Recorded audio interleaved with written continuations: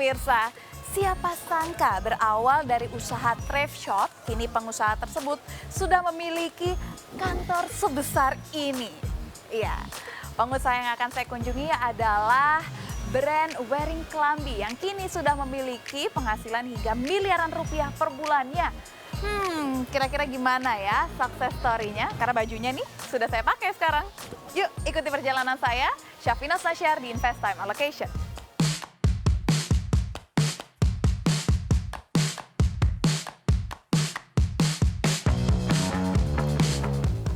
Halo Mas Rido. Halo. Halo, apa kabar? Baik, halo. Makasih udah ngizinin Thank Invest Time you. Allocation untuk mampir nih Iya, di iya, sini. iya. Mas, ini kan kalau aku lihat dari Instagramnya ya, Klambi tuh wah banyak banget followersnya. Oke. Dipakai banyak orang terkenal juga gitu Oke. kan, dan bahkan sampai ke luar negeri ini yang aku Iya, tahu. iya. Tapi ini yang menjadi pertanyaan juga adalah awalnya mulai Klambi ini seperti apa ceritanya? Oke, ini ceritanya panjang banget ya. Jadi sebenarnya Klambi itu foundernya istri saya sendiri, Nadine Gaus. Saya co-founder dan sekaligus managing directornya.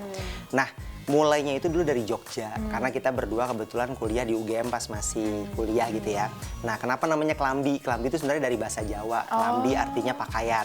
Oh gitu. Iya. Nah, terus karena waktu itu Instagram Klambi sudah pernah ada yang make, jadi kita nggak bisa pakai username Klambi. Nah, waktu itu Nadine punya ide gimana kalau kita combine pakai bahasa Inggris. Jadi Wearing Klambi, kok apa nama username-nya? Sebenarnya artinya pakai baju. Pakai baju. Gitu. Jadi kenapa namanya Klambi itu? Karena sebenarnya Klambi berdasarkan dari Jogja, karena waktu itu mulai dari UGM.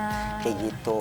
Jadi sebenarnya nama Klambi itu bukan nama yang kayak gimana-gimana. Sebenarnya artinya cuma baju ya. Betul, dari bahasa Indonesia, bahasa Jawa. Bahasa Jawa. Gitu tuh. Nah, tapi ada kisah tersendiri nggak sampai akhirnya Wearing Klambi ini bisa tercipta gitu? Oke, jadi ceritanya sih kalau Nadine itu awalnya nggak ada kepikiran buka bisnis sebenarnya. Jadi 2011 itu dia kuliah di Jogja, di UGM.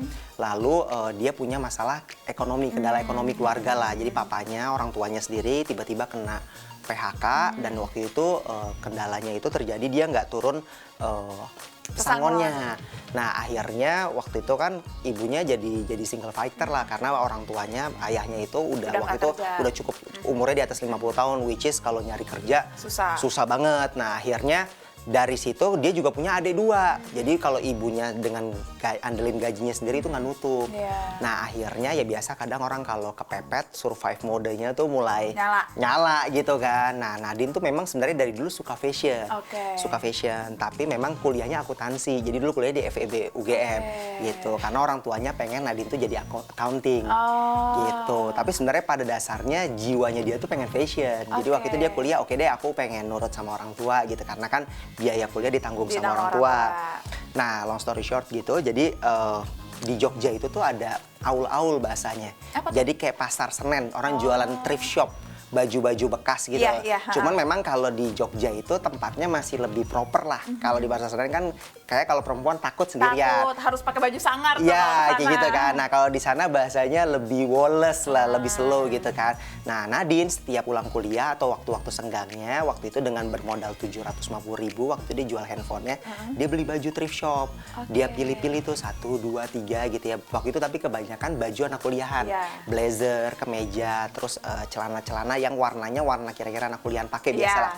Nah, modalnya kan dulu kayak 40.000, 50.000 gitu kan. Dia cuci, terus dia foto. Dia waktu itu kolaborasi sama temennya fotografer anak UGM. Nah, tadi lucunya tuh di UGM tuh kalau kita punya bisnis gitu, itu tuh nyebarnya cepet gitu. Saling support berarti. Saling support, bener. Jadi antar mahasiswa tuh kayak, ini brandnya anak FEB loh, angkatan 2011 misalnya kayak gitu. Ini teman kita yang beli, coba beli gitu kan. Jadi waktu itu support sistemnya tuh kuat banget.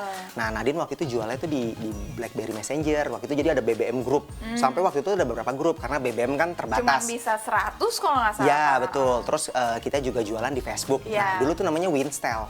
Ini before Klambi ya. Jadi belum ada Klambi gitu. Jadi dulu tuh sebelum Klambi kita Nadine tuh jualan nama brandnya Winstyle. Nah, itu jualan baju thrift shop gitu. Nah, singkat cerita jalan 2-3 bulan dia berhasil survive lah, mandiri gitu ya. Nah, orang tuanya, ayahnya bingung tuh, kok ini anak nggak minta bisa survive, jangan-jangan ngapain gitu ya. Panik lah namanya ayah ngelihat anak perempuannya di luar kota sendiri gitu kan. Akhirnya telepon, Nadine akhirnya cerita lah, ini loh bisnisnya. Nah dari situ orang tuanya Nadine, ayahnya itu tergerak tuh untuk bantuin. Cuman bantuin dari Jakarta. Kebetulan kan domisilinya Tangerang waktu itu ya. Nah, akhirnya jadi waktu itu tambah tempatnya, salah satunya Pasar Senen. Untuk ngambil barang-barang thrift tadi gitu. Jadi di foto-foto gitu ya. Nah, terus itu juga nanti akhirnya ada orderan dari Jakarta dikirimnya dari sini. Jadi akhirnya waktu itu ya Tangerang jalan, Jogja jalan. Gitu. Tapi memang ayahnya Nadine kan mungkin pemilihan produknya belum, instingnya pasti beda sama Nadine ya. Jadi di foto-foto dulu.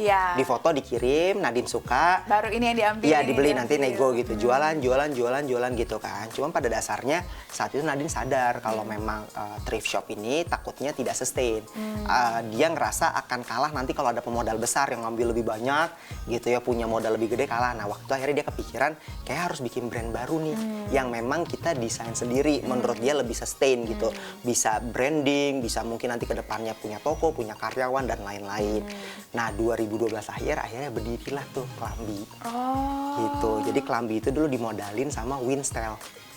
Awalnya berdiri Kelambi, jadi berapa nih modalnya untuk bisa membuat Kelambi bergerak? Oke, jadi awal modalnya itu karena waktu itu metode pre-order itu masih hal yang sangat lazim. Hari ini pun lazim ya, cuma memang kayaknya udah mulai ditinggalkan ya.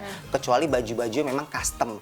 Waktu itu kan kita nggak jual custom ready to wear gitu ya. Jadi waktu itu tuh modalnya tuh seingat saya 1 mesin jahit, 1 mesin obras, tapi second ya. Jadi which is kayak 2,2 juta 200, terus ada mesin obras. Karena Nadine waktu itu pengen produce sendiri gitu. Sama ada meja potong dan lain-lain, kurang lebih 10 juta. Kurang lebih more or less ya gitu ya. Kurang lebih 10 juta. Itu dimulai itu sama ada beli kain sedikit-sedikit buat jadi sampel, difoto, lalu di open pre-order. Kayak gitu. Berarti sistemnya pre-order ya, duit baru masuk, baru akhirnya dibuat lagi. Yes, kayak gitu.